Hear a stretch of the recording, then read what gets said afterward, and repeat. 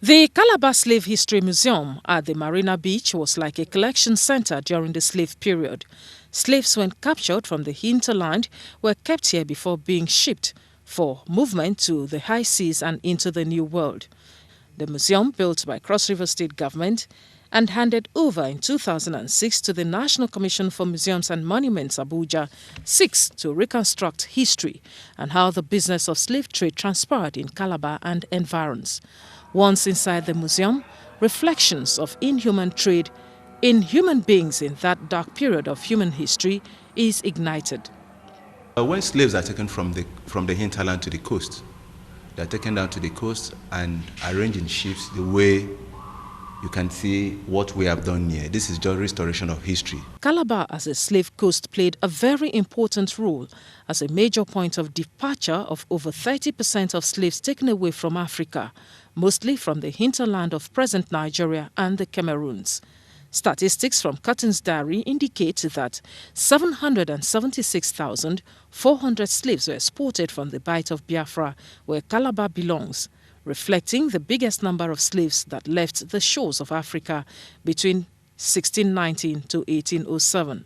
You may wonder how all this began. It became very profitable in the 15th century when the plantations of tobacco, sugarcane, rice and cotton opened up in the Caribbean, Brazil and Americas, and people were needed to work in the farms.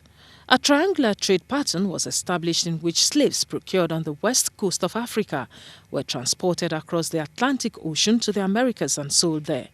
In return, raw materials from the plantations were loaded on the ships on their way to Europe and replaced with manufactured goods for the African coastal trade.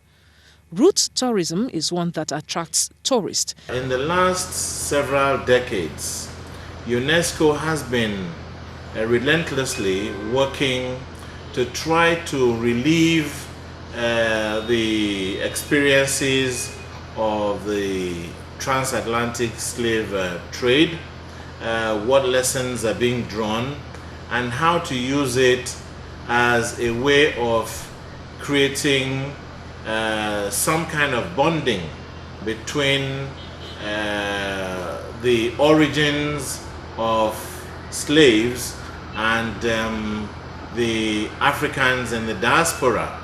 Slave trade, finally aborted in 1807, has been attributed to the slow pace of development in Africa, introduction of arms, alcohol and other vices. From the Marina Resorts, Calabar, Stella Inameti, NTA News 24. As a result of the slave trade,